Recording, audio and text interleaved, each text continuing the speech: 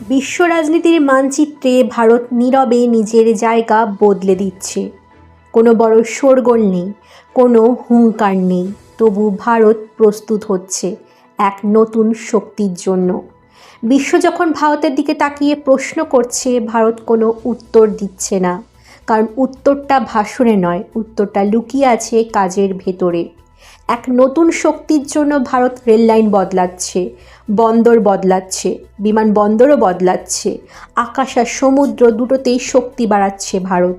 যে দেশে একসময় পণ্য পৌঁছাতে দিনের পর দিন লেগে যেত, আজ সেখানে সময় কমছে, খরচ কমছে, অর্থনীতি নতুন গতি পাচ্ছে। Dedicated freight corridor, bullet train, metro, RRTS এগুলো শুধু যাতায়াত নয়, এগুলো ভারতের নতুন অর্থনৈতিক ইঞ্জিন।